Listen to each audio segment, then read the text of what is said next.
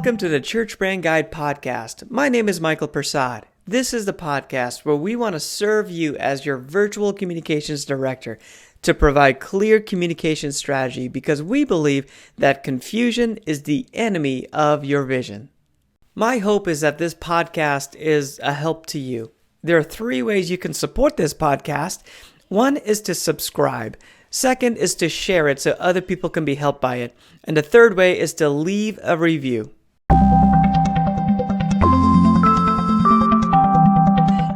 This is Church Brand Guide. I'm Michael Persad, and this is where I want to serve you as your virtual communications director to provide you with some clear strategies, because I believe that confusion is the enemy of your vision, and I believe that the local church is the hope of the world. I can't forget the role that the local church played in my life when I was a kid growing up. And as a result of that, I want to spend the rest of my life serving Jesus and serving the Big C Church as best as I can. So this program is really designed to help you become your church's brand expert. I have an agency. I've been working with churches for many years to design brands and websites and all these different things. But I can't scale that very much. So this is designed to really help you become the branding expert at your church. So I want to help you learn how to turn strangers into contributors of the vision. I want to help you steward your resources well. So you say yes to the right things. There's a bunch of ideas out there, but there's some right ideas that are good for you. Ultimately, I want to help you get more guests, see more life change take place as a result of that. And we need to support the vision. So I want you to get more support for the vision, people volunteering, people giving and donating towards the vision, because it's so compelling and so clear that people want to be a part of it. Our program looks like this. There's 4 steps. First step is to get clear. A couple weeks ago, we talked about finding a target audience for your marketing. Your church's target audience, every church's target audience is anyone that breathes. That's a good target audience. But when it comes to your marketing, we need to focus that marketing so we can make choices like fonts and colors and all those different choices. Like, it's shaped by our audience and what they're going to like. So we talked through that. The second thing we talked through, or step number 2, is creating the experience. So once we're clear about who we serve, it's about who we serve. I don't want to miss that point. It's about who we serve. We build a brand around who we serve. Then we create the right experience to do that. So step number 2 is creating the experience. Last week, we kind of wrapped up that conversation about creating on-ramps to our church that are clear and safe places to invite people to come for the first time, or if they haven't been to our church before. We talked about how to create a clear experience for new people to check us out at least 4 times a year. And that was really good. Today, we're going to be stepping into step number 3, which is to attract people. How do we attract people? That's part of a great brand. You have to have a strategy to attract new people in. And I like to use the analogy of like, hey, if you haven't had a guest over to your house in a long time and you have a guest over, it makes you like fix everything. You clean up everything. You straighten up the pictures. You notice things that you didn't notice before. So as the church, I just believe that we have to expect guests all the time. Our website needs to be designed that way.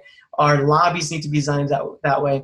So we're expecting guests. So we're going to talk today about how to attract people, specifically today about our web platform. And then the 4th thing is to get buy-in. So our job's not done when people show up, because they have to buy in. They have to come back. So our job as communicators, as churches, church leaders that are trying to attract people to our church, is not just to get them there, it's to get them to come back. Like, that's the true win of our marketing. That's where we get the return for our investment. When we use those donations that people have donated to our church, we need to use them wisely so that we not only get people to come, but we get them to come back. Because that's when we get a better chance of getting them to buy into what's going on, to truly be helped by our church and the ministry that God has given to us. So as your communications director, I want to serve you with kind of a heads up. This used to be my role. I used to be a communications director at a mega church, a couple mega churches, and then also a church plant. So one of the big things that I did as a communications director was make sure everybody was looking forward. So one of the things that we do is I want to help you think by quarters, quarter 1, 2, 3, and 4. It helps us to just process information better and do a better job at communicating things to the congregation or to the community. So quarter 1, quarter 2, we're in right now. So quarter 2 is April, May, June. We should be wrapping up our things in quarter 2. So we should be looking at quarter 3 and really gearing up for that. So your promotions for your July events should be in place or pretty close to being in place. And then you should be thinking well ahead towards September and making some decisions on quarter 4 right now of, hey, what are we going to do for Christmas? What are we going to do? Anything for October? Are we going to do something there? We should be making those decisions now. So if you're not, I just want to encourage you, man, put it on the calendar, start having those conversations now, because you'll be a better steward of the resources that God has given you if you can plan ahead. You'll take care of the people that are serving in your church better if you can give them a heads up. You'll just be a better leader overall if you can think ahead a little bit. So in quarter 3, I want to just give an analogy for what quarter 3 is in my brain. Quarter 3 is kind of like the beginning of the NFL football season.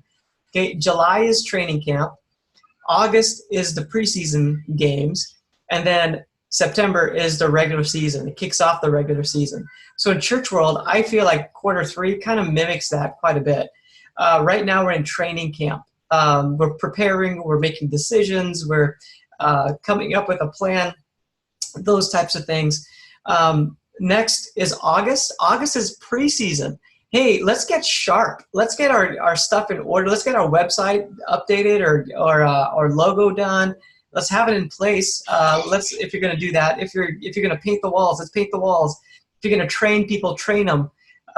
So that when September comes, that's kickoff. That's when everything really starts. So make sure that September is going to be awesome by making it great in August, like working in August towards that. So a couple things to look ahead on is outreaches. So July is a great month for outreaches. Same thing with August. Outreaches are marketing for the church. So again, this whole conversation that we're having is about marketing and business and that from that perspective. So outreaches, yes, it's a great spiritual component, but from this perspective we're talking about here today, it's a great marketing tool for you to get into the community and serve the community. If you want to win people over, you serve them, and that's a great opportunity. Wear the T-shirts, get your branding out there as you're serving, but at the same time, get out there, mobilize your people in the church to then serve the community. September coming up in September is a great opportunity for an event or a sermon series of some kind that's just geared towards new guests. So just want to set you up for that. Think September. Think about September 15th in particular. We talked about that date being a very significant date for new people being ready to come back to church. So see if you can take advantage of that. Get your branding in place. If you haven't done that, get your branding is not just a logo. So let me preface that. Branding is the experience. It's a lot of the experience that people are going to provide. Like get a lot of that stuff in place. Your branding and your marketing in place so that when people start showing up, they have signs that direct them to where the restrooms are or where the kids check-in is, or flags on the outside of your building that let people know when they're driving past your building that that's the building right there. Get those things in place now. Website, if your website needs to be updated, if it's 5 years old or older, it probably needs to be updated. So either a rebuild or just like go through it and comb through everything and make sure it's all what it needs to be. Now's the time to do that. And your facilities, we talked a little bit about that, but if you're going to paint anything or fix up or patch or anything like that, let's start doing it now so we are ready to go for kickoff in September. All right, so hopefully that helps you. That's just kind of my communication director. Again, that was my role. That's part of what I did is just help the church in general look ahead. Because honestly, as a communications person, I felt the pain of when people did not prepare. I don't know if that's you. I don't know if you've ever been there before, but if a different ministry didn't prepare and they come to me like, hey, I need this next week, well, then all of a sudden their problem becomes my problem and I got to work extra hours and sweat it out. So what I learned to do is like, hey, I'm going to help you to start planning now, months ahead of time, so that I'm helping myself later on. So I'm helping the organization, but I'm definitely helping myself as well by helping people think ahead a little bit in what's going on. So let's jump into our topic today. We are going to be talking about building a web platform, and that kind of looks like this, okay? Your web platform has a lot of different pieces to it. In the middle is your website. So let's start there. The website it's the main piece of your marketing. It's the hub of all your marketing. Everything goes to the website or through the website. And the thing about your website is that it is your own real estate. Like you own that property. You could do with it whatever you want. If you use social media, that's great. But just keep in mind, you can't control social media. How many times has Facebook changed the algorithms to where something that was working now doesn't work anymore? They call the shots. But the website is yours. Like, you call the shots from beginning to end. So make sure you get the website right. It is the one thing in your marketing that you need to invest in to have a professional do it. Like if you were thinking about having somebody do it and volunteer their time, that's good. And I know that's a big need of a church to have people step up in different ways. But I would just encourage you to have somebody that really knows what they're doing, get the website done for you, so that it really is a great tool. Your website is really an employee for your church. Like, it's that important. It's doing a great job. We're going to talk about what that job is here in just a moment. It needs to do a great job for your church, so make sure you build it right. Now, your web platform also includes LinkedIn, Instagram, Twitter, YouTube, email, text, postcards, anything along those lines. That's going to be your platform. Postcards, of course, are going to be a print piece, but all the rest of it is all digital. So you need to have a plan and a strategy for all these areas so that you make sure that you are utilizing them in the right way. So towards the end of our time today, I'm going to explain to you how to utilize each of these areas so that you're doing the right thing with them. So what you do on Instagram is different from what you do on LinkedIn or Twitter. And then these are the platforms that I recommend for churches. So again, I'll towards the end of it, I'll talk you through why I recommend them for churches, so you know how to use them. This is our website. So let's take a look at our website.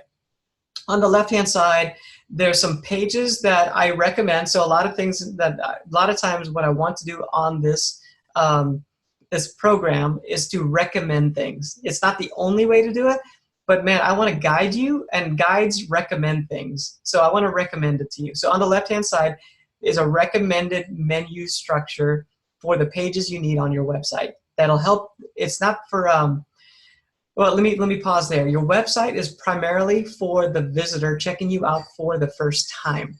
The most effective websites does that job extremely well. So the main job of a great church website is to get people that are checking you out for the first time to come for a visit. So that's the number one job of a great church website. Turn people into a first-time visitor. People are going to be 8 out of 10 people are going to check you out on the website, online first, before they come in person. So we'll talk about some tactics of how we can do that job here in just a moment. The second job it needs to do is to serve the congregation, and it can do that well, but it's not primary. The primary job is to be an intuitive experience for first-time people checking you out. The regular attenders that come to your church, they can be trained on how to use the website. Like, you have opportunities to train them where to go, but you can't train the first-time guests. So make sure it is well designed. And then here's kind of the idea. It needs to have a great, your logo needs to have a prominence on the page. The upper left is a great spot for that. Easy to navigate menu, not too many menu items, and a call to action needs to be on the website. And the call to action needs to be something along the lines of plan a visit, or come this weekend, or something along those lines, okay? And a call to action is really just a next step that you want people to make. And it needs to be really clear. Don't have 5 calls to action. Have one. As close as you can, have one call to action, and let your website be all about that one call to action, especially your homepage. Let your homepage be all about that one call to action. And the one call to action needs to be something along the lines of plan a visit. We want you to come this weekend. You need a great tagline on your website that identifies how your church helps your audience. So don't have a tagline that is talking about how great your church is. Have a tagline that talks about the problem that you solve. Okay, so there are three basic problems that people have that churches are really, really good at solving. One is that they feel like they're alone. So can you write a tagline that says that they can connect here, be part of family, they can belong? So that's a great tagline to think about. The second tagline, the second problem that people have is that they don't feel like their life it matters. They need purpose in life. So churches are really, really great at helping people define or find a purpose. So can you write a tagline that allows people to connect that? And then the third need that people have is that they feel like they're wasting their life. So they need hope. So hope is another message that churches can provide that meets the need of most people. Okay, so can you write a tagline that just kind of points towards hope? Like, this is a place where you can find hope. There is something better for you, something along those lines. So write a tagline not about how great we are and how we lift up Jesus, like, even though that's what we do. Like, don't write the tagline about that. Write the tagline about your audience. So that's a big shift. A lot of times when you're listening to this, to what I present, that's an overarching theme. It's not about us. It's about them. How can we be a guide to them, our audience, who wants to be the hero to their story? All right, so as we go down, service times need to be very prominent. Location needs to be very prominent. I can't tell you how many websites bury that information. If you want people to show up, make that information easy to find. As we scroll down, there's an area that I've labeled Get Connected. So can you make it really easy for people to figure out how to come to your church? So it's like step 1, step 2, step 3. Hey, step 1, plan your visits. Step 2, show up. Step 3, get connected. Something along those lines. Like, it's really, really easy to come to our church. Like, all you have to do is like these 3 things. It sounds kind of like gimmicky, but it really helps people wrap their minds around how to come to a service. So step 1, 2, 3. How do people come to a service? Or maybe yours is like, plan a visit, come to a service, go to the info desk for a free gift. Something along those lines. What does that look like for you, and how can you make that really easy? So the homepage of your website is communicating very, very clearly how we want you to come, and here's what it looks like to come for a visit. Have your call to action again, so that the yellow bar in the middle of the screen there, another call to action. Just keep in mind that people are going to be checking out this on their phone, so they're going to be scrolling. So have your call to action in multiple places on your website so people can scroll down and hit it several times. People want to check out your messages. So on your homepage, if you can put the latest message or your best message on the homepage, that's going to be great. And then if you can provide some next steps for people. So this is the area where maybe they've come one time. Can you say, hey, here's your next step? Whatever that starts to look like. That's a whole other conversation we can have on a different program.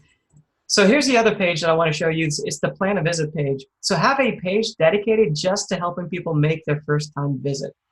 So at the very top, some sort of message that says, hey, we can't wait to meet you. Or just use that message if you want to. We can't wait to meet you. If you have a way to sign in kids, that's great. People respond to that really well.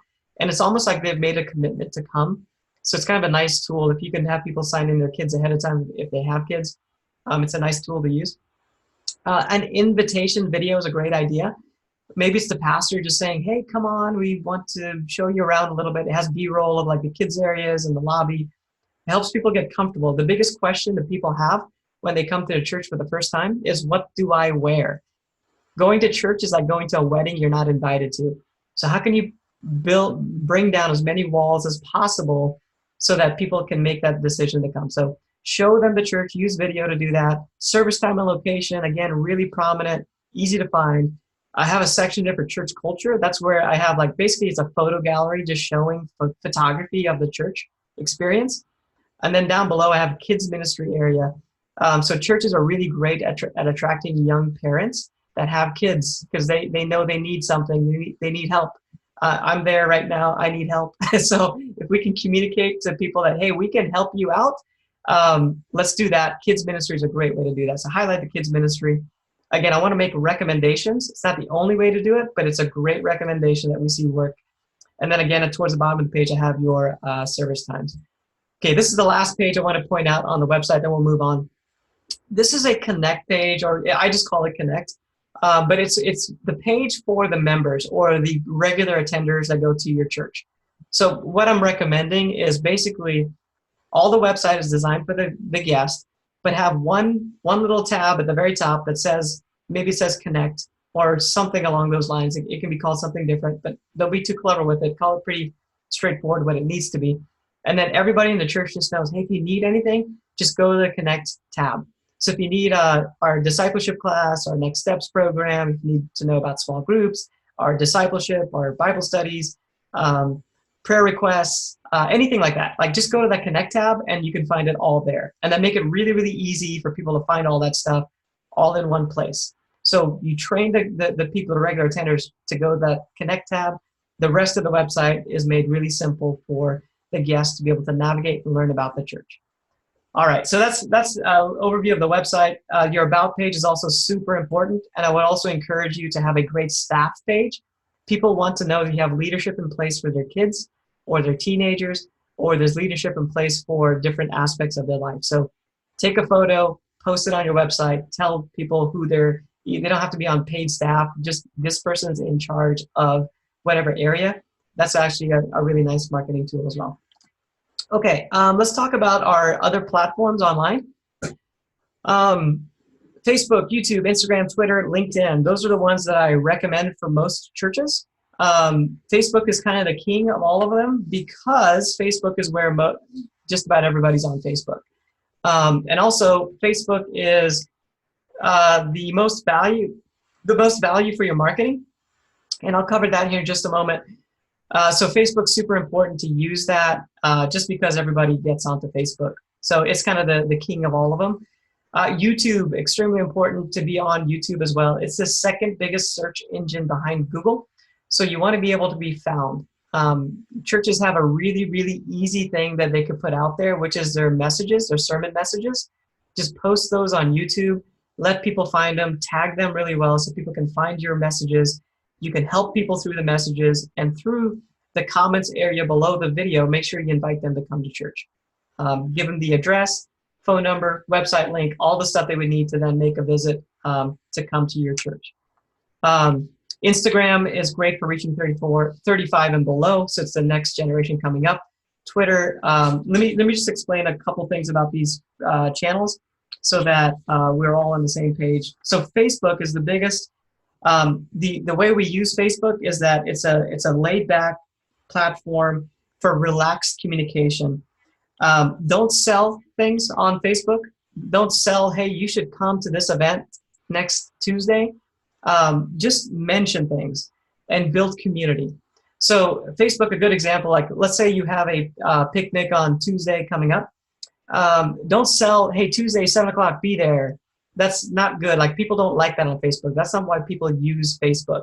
What you want to do is, like, it's almost like you're inviting somebody to a birthday party. Say something like, hey, if you don't have anything going on Tuesday and you want to connect with some really, really great people, show up at 7 o'clock at this time. And then that's like, oh yeah, sure. That's something my friend would write on Facebook. So that's the tone that you want to do on Facebook. Instagram, it's an entertainment platform.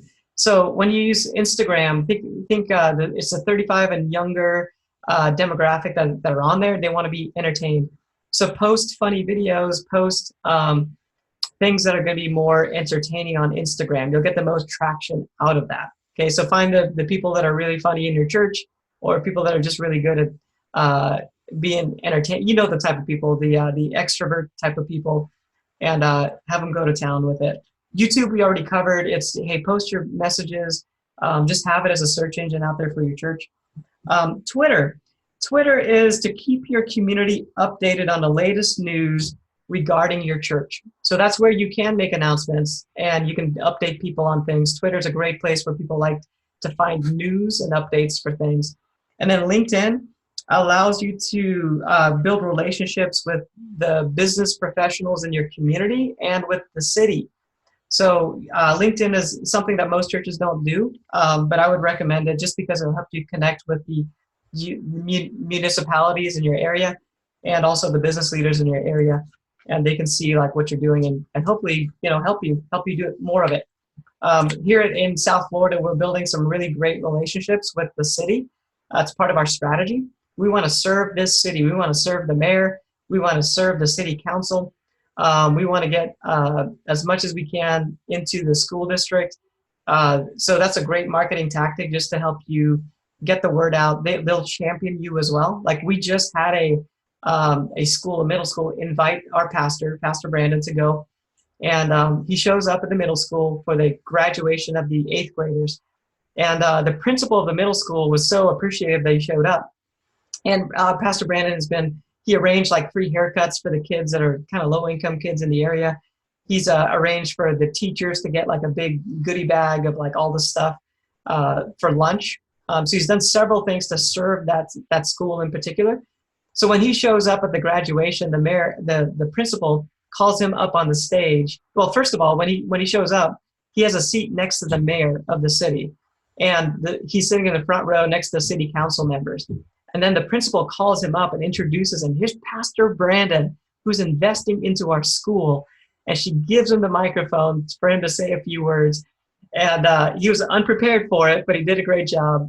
He just said, hey, we want to serve your city, something along those lines. And it went well. But he got an introduction to the mayor, the city council, and everybody saw that he was, us as a church, we're here to serve this community. So again, LinkedIn is a great place. Serving the city is a great place. Let's touch on Facebook ads real quick. I'm going a little bit over my time, so let me wrap up here real quick. Facebook ads is the best value for the money. Learn how to do Facebook ads. Get into Facebook Ads Manager. You can even call Facebook and be like, hey, show me how to use this. Facebook wants you to win with your ads because they make more money. So they have people that are dedicated to help you win with your ads. So the biggest tip I can give you is use Facebook ads. If I had to put a number out there, about $300 a month would be a great budget for Facebook ads. And ask Facebook to teach you how to use it well. And then you'll be able to target the right people and get some good traction to point people back to your website or point them back to something else that's pertinent. Facebook Pixel kind of goes with Facebook ads. Okay, so if you haven't heard about Facebook Pixel before, it's something you install on your website that allows you to track how your ads are doing on Facebook. Okay, so you want to know if your ads are effective so that you can put more money behind it. By the way, Facebook allows you to spend like $10 at a time. Like it doesn't have to be like a big, huge ad spend. That's why it's the most value for your money. And the reach that you get, you can reach 10,000 people. You can reach 40,000 people with $300. Like, what would it be for you to reach 40,000 people? If you have those settings right and it's just the right thing, you could reach tens of thousands of people with Facebook. Again, have them teach you how to do it and invest into Facebook ads a lot. It's the best value for churches to use. Facebook Pixel is a big part of that, so make sure you learn how to install that on your website. And then Google Analytics, also a great tool for you to plug into your website. Have somebody help you set that up, but make sure you can track what's happening on your website. See if people are coming to your website and what pages they're visiting. You can see what sermon is resonating most by seeing how many people are listening to it. So again, this is a much deeper conversation we don't have time for right now, but install Google Analytics into your website and begin to track what's going on with your website. We are making decisions with our church plant based on the feedback we're getting from Google Analytics and Facebook Pixel. So what we're seeing is that people in our area, South Florida, they care a lot about their brand, like what they wear, the type of clothes that they have, that type of thing.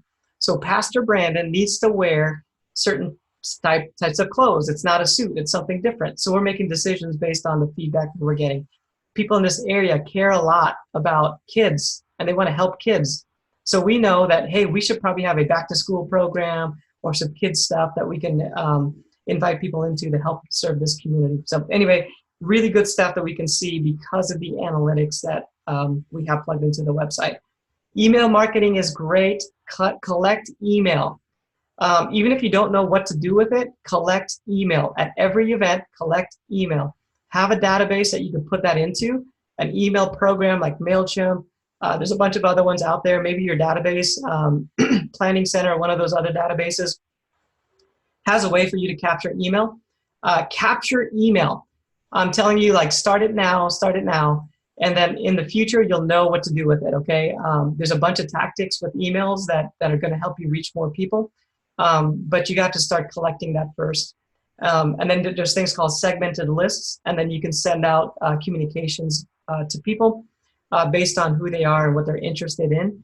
So email marketing is very, very effective still. Like, don't think it's all noise. And then also your church app. The main thing I want to say about your church app, your church website is going to serve guests. Your church app serves the congregation. Okay, so that's the difference between the two. Like, build an app that serves the congregation extremely well.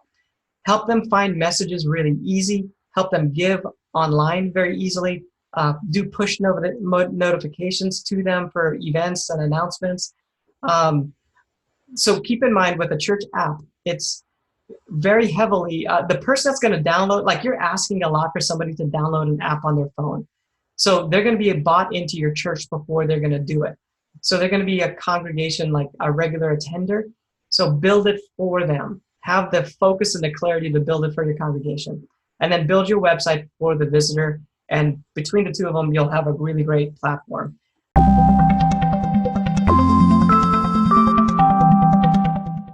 I would like to serve you through my coaching membership to help you become your church's brand guide. You'll be able to be the branding experts to help turn strangers into contributors. You'll be able to steward your resources well, saying yes to the right things. Ultimately, you're going to see more guests showing up at your church. Through that, you'll see more life change taking place, and you'll be able to get more support for your vision. I've been serving churches for decades, and one thing I've seen is that there's too many churches that are perfectly equipped to reach a world that no longer exists. My agency has been building brands for churches, and we've been helping churches attract more people in their community, and then once they get there, cause them to say, I want to be a part of that. I want to show you how to do this. There are 4 steps. First, you have to get clear about who you serve and how you serve them. Next, you have to create the experience that's in line with solving their problem. Next, you have to have a system to attract people on a regular basis. And step 4, you need to get buy-in. So people say, I want to contribute to that vision. If you get all of these 4 steps right, you'll have brand clarity. Will people choose to come and be a part of what you're doing? So I want to invite you to my coaching membership, where you'll have access to a weekly coaching call where I'll unpack a branding strategy. Then you'll be able to ask questions specifically to your church. And I'll give you resources that you can customize for your church so that you can have a plan, a strategy to reach more people. You'll be part of a community where we're all sharing ideas, because we truly believe that confusion is the enemy of the vision of the church. Join us today. Go to churchbrandguide.com, click on membership, and sign up.